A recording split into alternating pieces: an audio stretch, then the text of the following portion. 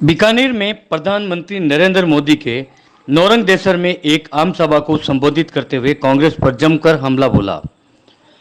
मोदी ने प्रदेश की गहलोत सरकार को महिला अत्याचार, दुष्कर्म, भ्रष्टाचार जैसे मामलों में पूरे देश की रैंकिंग में अव्वल बताया।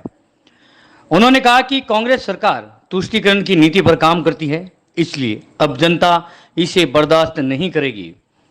उन्होंने कांग्रेस पर हमला बोलते हुए कहा कि राजस्थान आन बान व शान की धरती है, यहाँ पर तुष्टीकरण नहीं चलेगा, ना ही परिवारवाद चलेगा।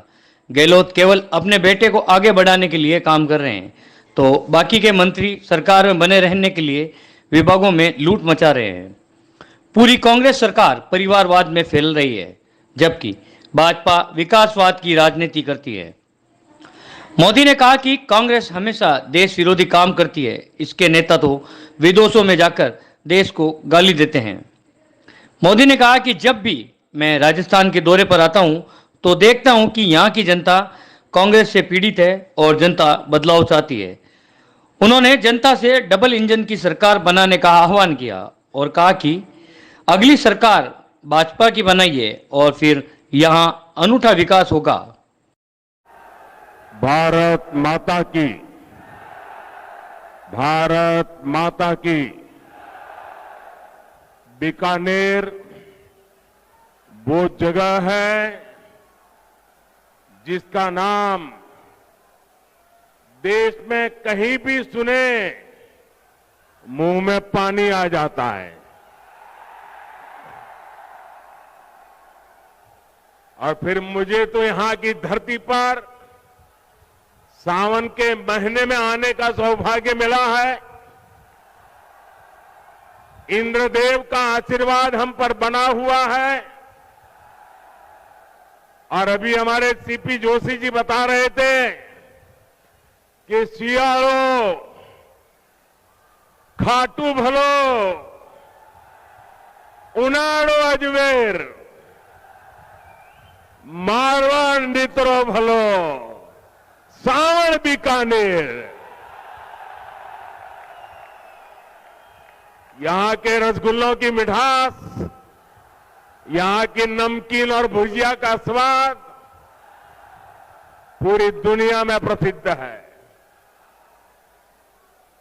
मेरे लिए शहर इसलिए भी खास है क्योंकि बीकानेर को छोटी काशी के रूप में भी जाना जाता है। यहां काशी की ही तरह गौरवशाली अतीत भी है और अध्यात्म भी है। ये पावन धरा मां करणी की धरती है।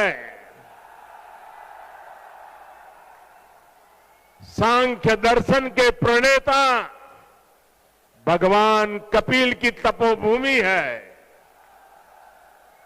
ये रुणीचा धाम रामदेवरा के बाबा रामदेव जी, सिद्ध समाज के गुरु जसनाथ जी और वीर तेजा जी के भक्तों की धरती है। ये पर्यावरण संरक्षण के प्रणेता गुरु जंबेश्वर की तपस्थली रही है। ये 13 पंथ धर्म संघ के आचार्य तुलसी की कर्मभूमि रही है। और यहां पुनरासर बालाजी का आशीर्वाद तो प्रत्यक्ष ही मिलता है। इन सभी देवों और संतों को मैं श्रद्धापूर्वक नमन करता हूं। आप सब इतनी बड़ी संख्या में यहां आए और अभी जैसे बताया 4-4, 5-5 घंटे से कड़ी धूप में आप आशीर्वाद देने के लिए मौजूद हुए। मैं जितना आपका आभार व्यक्त करूं उसके लिए मेरे पास शब्द कम पड़ रहे हैं। मैं फिर एक बार हृदय से आपका आभार व्यक्त करता हूं, धन्यवाद करता हूं। साथियों, ये उत्साह बताता है, मैं ऊपर देख रहा हूं वहां तक लोग ही लोग हैं। ये उत्साह बताता है कि राजस्थान में मौसम का पारा ही नहीं चढ़ा है, बल्कि कांग्रेस सरकार के खिलाफ जनता का पारा भी चढ़ चुका है। और जब जनता का पारा चढ़ता है तो सत्ता की गर्मी उतरते और सत्ता बदलते भी वक्त नहीं लगता। साथियों, अभी कुछ ही देर पहले मुझे राजस्थान के विकास के लिए 24,000 करोड़ रुपए की विकास परियोजनाओं के लोकार्पण शिलान्यास का अवसर मिला। अमृतसर जामनगर एक्सप्रेसवे को राजस्थान में पड़ने वाला 500 किलोमीटर से लंबा सेक्शन अब शुरू हो गया है। इसके पहले दिल्ली मुंबई एक्सप्रेसवे के दिल्ली दौसा लालसोट सेक्शन का भी शुभारंभ हुआ था। राजस्थान की कनेक्टिविटी के लिए जितना काम भाजपा सरकार ने किया है उतना पहले कभी नहीं हुआ है। पिछले 9 वर्षों में केंद्र सरकार जितनी भी योजनाएं लाई हैं, हमारी कोशिश यही रही है उनका ज्यादा से ज्यादा लाभ राजस्थान को मिले। हमने देश भर के गरीबों के लिए 4 करोड़ पक्के मकान बनाए। इसमें से करीब 20 लाख घर राजस्थान के मेरे गरीब भाइयों बहनों को मिला है। 20 लाख घर। हमने देश भर में करीब 50 करोड़ गरीबों के बैंक खाते खोले। इस वजह से राजस्थान के 3 करोड़ गरीबों को पहली बार बैंक की सुविधा मिली। कोरोना के मुश्किल समय में यही बैंक खाते गरीबों की सबसे बड़ी ताकत बने। भाई और बहनों, विकास पूरी तरह से जनता तक तब पहुंच पाता है जब देश और प्रदेश की दोनों सरकारें साथ मिलकर ईमानदारी से काम करें। पिछले 4 वर्षों में राजस्थान में हालात इसके बिल्कुल उलट रहे हैं। हम दिल्ली से योजनाएं यहां राजस्थान में भेजते हैं, लेकिन यहां जयपुर में कांग्रेस का पंजा उस पर झपटा मार देता है। कांग्रेस को राजस्थान के लोगों की परेशानी से, आपकी दिक्कतों से कोई लेना देना नहीं है। अब आप देखिए, घर घर पीने का साफ पानी पहुंचाने की भाजपा सरकार की योजना से भी अब कांग्रेस सरकार को परेशानी है। जिस राजस्थान को जल जीवन मिशन में सबसे टॉप पर होना चाहिए था, वो सबसे धीमा करने वाले राज्यों की लिस्ट में शामिल है। आज देश के 130 से ज्यादा जिले ऐसे हैं जहां 100% घरों में नल से जल पहुंचा है। इनमें से पूरे देश को 130 जिले और इसमें से राजस्थान का एक भी जिला नहीं है। अब आप मुझे बताइए, क्या राजस्थान के लोगों ने कोई गुनाह किया है क्या? किस बात की सजा दे रहे हो? क्या राजस्थान के लोगों ने कोई गलती की है क्या? क्या आपको नल से जल मिलना चाहिए, नहीं मिलना चाहिए? आपके घरों में पानी आना चाहिए कि नहीं आना चाहिए? देश के 130 जिलों में हो रहा है, आपका एक जिला तो होना चाहिए कि नहीं होना चाहिए था?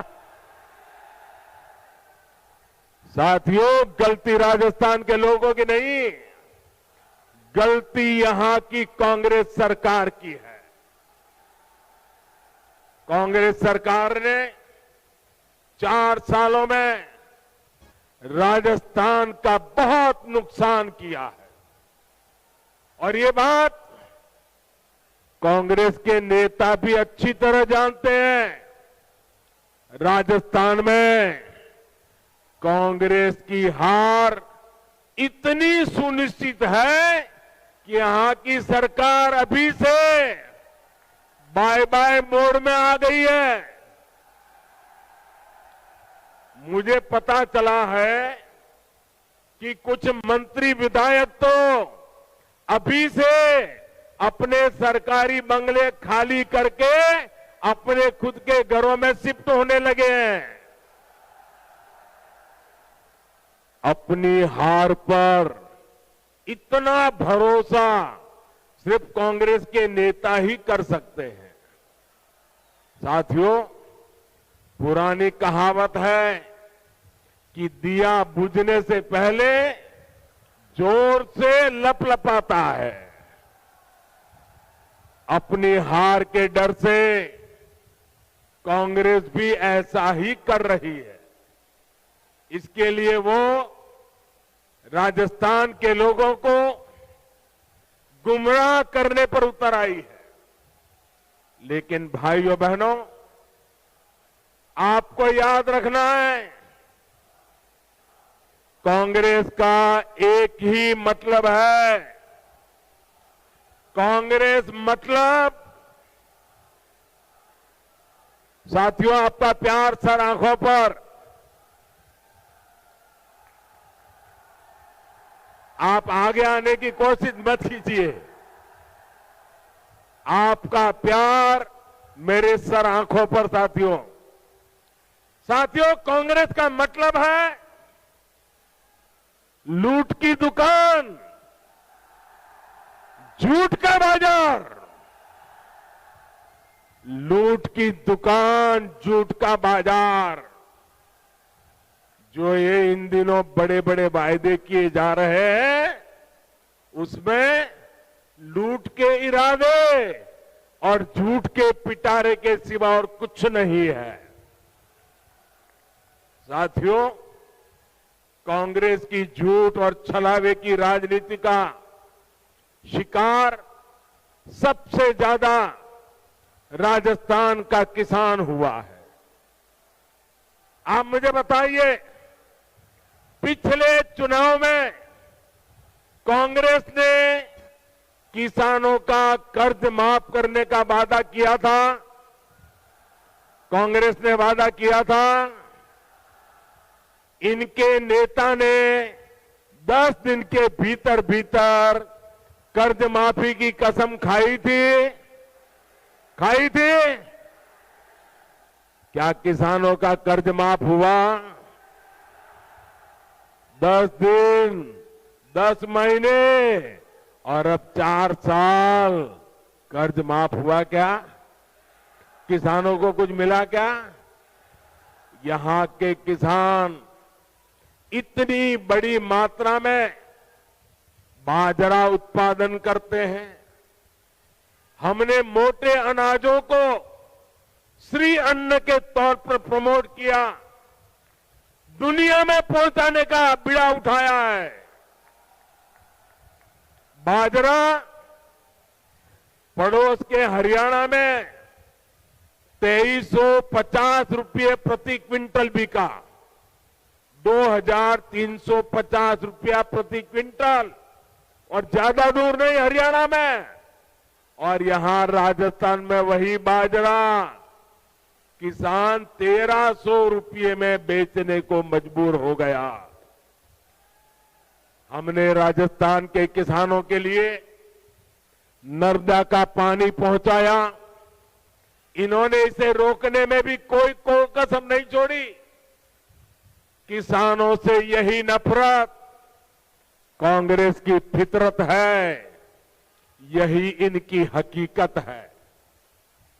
साथियों, विकास के लिए ये जरूरी होता है कि सरकार ईमानदार भी हो और सरकार स्थिर भी हो।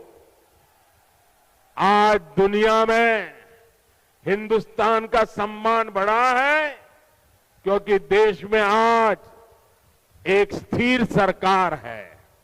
आपने स्थिर सरकार बना करके मुझे काम करने का मौका दिया है।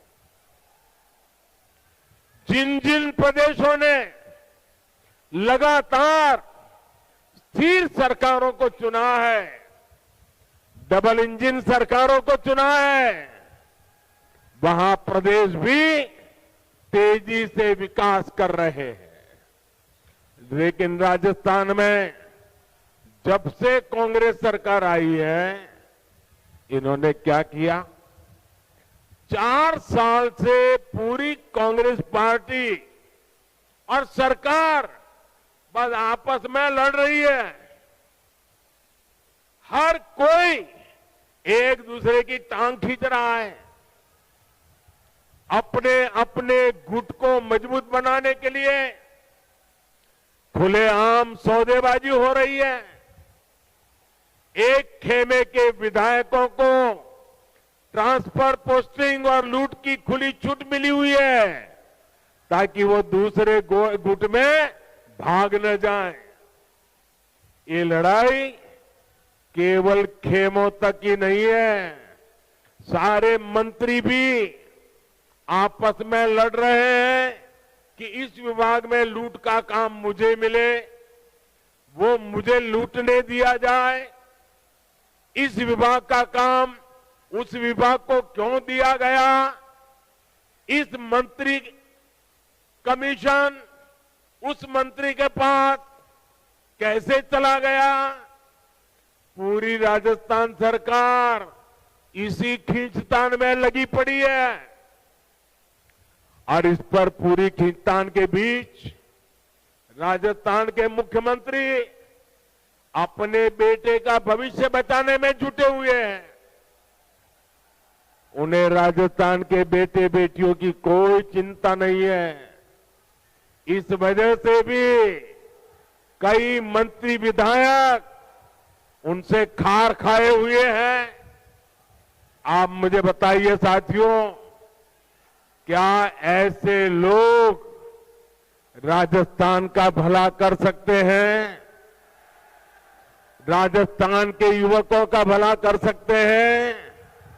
राजस्थान के गांवों का भला कर सकते हैं? राजस्थान के किसानों का भला कर सकते हैं? इन लोगों से राजस्थान के विकास की कोई उम्मीद नहीं की जा सकती है भाइयों। इन लोगों को मैं आज 2 टूक कह देना चाहता हूं। अब ये भ्रष्टाचार की नुरा कुश्ती बहुत हुई। अब लोकतंत्र के अखाड़े में जनता जनार्दन फैसला करेगी। अब राजस्थान को स्थिर सरकार चाहिए। अब राजस्थान को डबल इंजन की सरकार चाहिए। अब राजस्थान को परिवारवाद नहीं, अब राजस्थान को विकासवाद चाहिए। साथियों, राजस्थान में जब से कांग्रेस आई है, इसने एक और पहचान बनाई है। भ्रष्टाचार, अपराध और तुष्टीकरण। हालत यह है कि जब भ्रष्टाचार की रैंकिंग होती है तो राजस्थान उसमें नंबर 1 आता है, नंबर 1 आता है।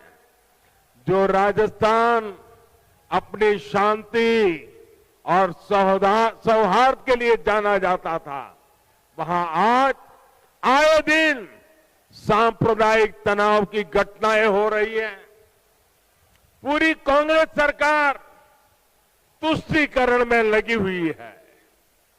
यहां सिस्टम इतना बेखौफ हो गया है कि पेपर लीक की एक अलग इंडस्ट्री खुल गई है।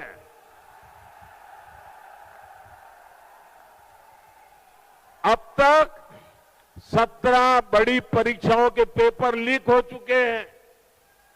यानी यहां युवाओं के भविष्य से खुलेआम खिलवाड़ हो रहा है। साथियों, हर जगह स्कूल कॉलेजों को राजनीति से बाहर रखा जाता है ताकि बच्चों का भविष्य खराब न हो। लेकिन राजस्थान में कांग्रेस की लूट ने शिक्षण संस्थानों को भी नहीं बख्शा। यहां के शिक्षक मुख्यमंत्री के सामने आकर कह रहे हैं कि तबादले के लिए खुली घूस चल रही है, लेकिन कहीं कोई सुनवाई नहीं हो रही। भाइयों और बहनों, महिलाओं के खिलाफ अपराध के मामले में, बलात्कार के मामले में राजस्थान सबसे आगे है। हालात ये है कि यहां रक्षक ही भक्षक बन रहे हैं और दुर्भाग्य ये कि बलात्कार और हत्या के आरोपियों को बचाने में पूरी सरकार जुटी हुई नजर आती है। अपने वोट बैंक की राजनीति के लिए हमारी बेटियों पर गलत नजर डालने वालों को कांग्रेस संरक्षण दे रही है। राजस्थान के लोग कांग्रेस के इन पाकों को अब ज्यादा बर्दाश्त नहीं करेंगे। ये महिलाओं के सम्मान की, उनकी आन बान की धरती है। ये राजस्थान की धरती है। ये मां पन्ना धाय की धरती है। ये वो धरती है जहां हाड़ा रानी ने अपने पति को युद्ध में भेजने के साथ ही अपना बलिदान दे दिया था। आत्मसम्मान और धर्म की रक्षा राजस्थान की रगों में है। इस पर कीचड़ उछालने की हिम्मत करने वाली कांग्रेस को राजस्थान कभी माफ नहीं करेगा। साथियों, कांग्रेस एक ऐसी पार्टी है जो अगर सत्ता में रहती है तो खा खा कर देश को खोखला करती है, और जब ये सत्ता से बाहर जाते हैं तो देश को गाली दे देकर बदनाम करने लगते हैं। इनको भारत की प्रगति से इतनी तकलीफ है कि इनके नेता विदेश में जा जाकर के भारत को गाली देते हैं। आपको याद होगा, जब जब देश की सेना ने शौर्य दिखाया है, तब तब इन्होंने सेना को भी नीचा दिखाने के लिए क्या कुछ नहीं बोला। सेना कहती है हमने पाकिस्तान में आतंकियों के अड्डे तबाह किए, सर्जिकल स्ट्राइक की, तो कांग्रेस कहती है कि सबूत दिखाओ। हमारी वायुसेना पाकिस्तान में एयर स्ट्राइक करती है तो ये कहते हैं कि कुछ हुआ ही नहीं। कांग्रेस को सेना और सैनिकों से हमेशा दिक्कत रही है।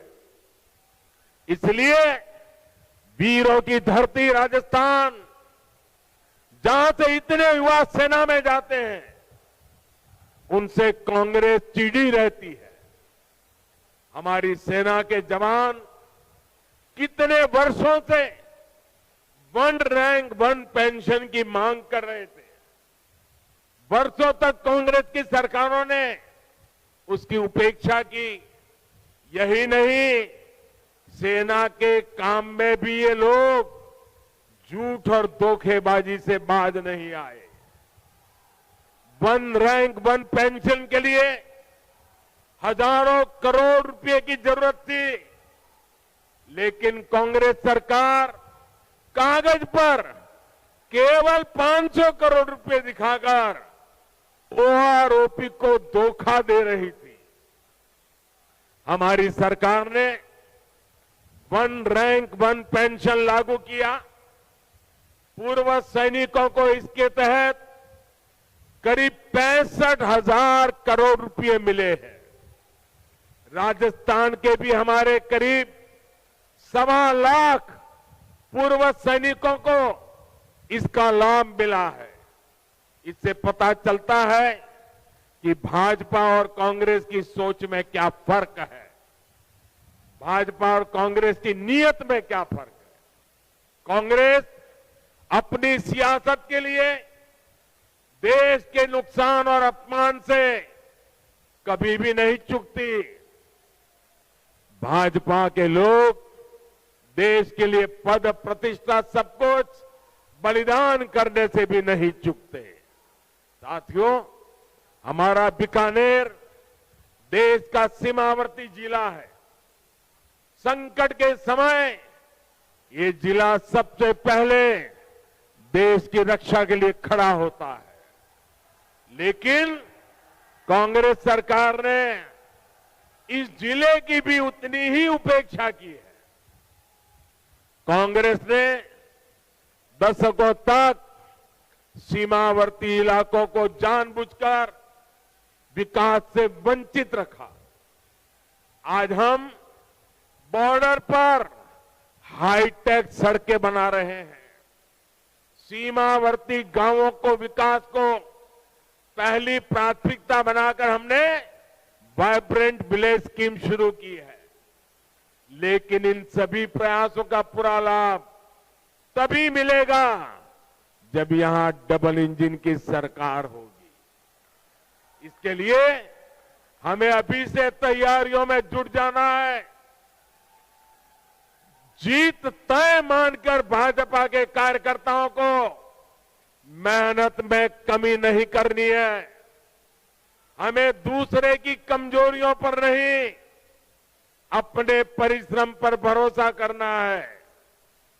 साथियों, मैं पिछले दिनों राजस्थान में जहां जहां गया, जो जन सैलाब मैंने देखा है,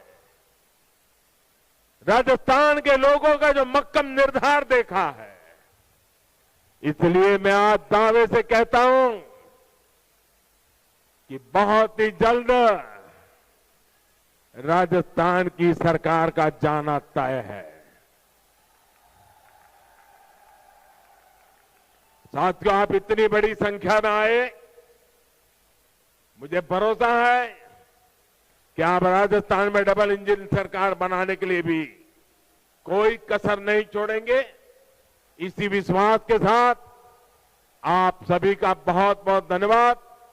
मेरे साथ पूरी ताकत से बोलिए, दोनों हाथ ऊपर करके बोलिए, भारत माता की, भारत माता की, भारत माता की।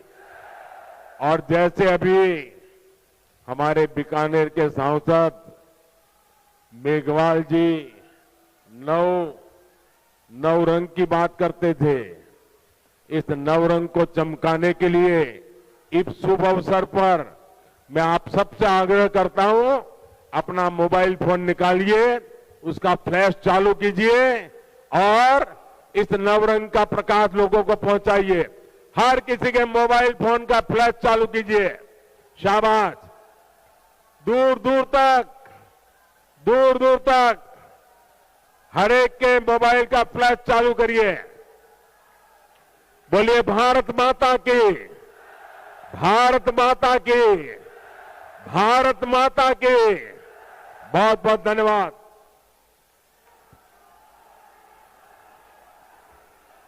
प्रधानमंत्री जी का हम सबको आशीर्वाद प्राप्त हुआ है, उसके लिए हम सभी उनके हृदय से आभारी हैं और ऐसा ही आशीर्वाद राजस्थान पे आपका बना रहे, यही हमारी अपेक्षा और आकांक्षा है। धन्यवाद। आप सब लोगों से निवेदन है, प्रधानमंत्री जी के प्रस्थान करने तक कृपया अपने जगह पे रहें, अपनी जगह पे विराजे रहें।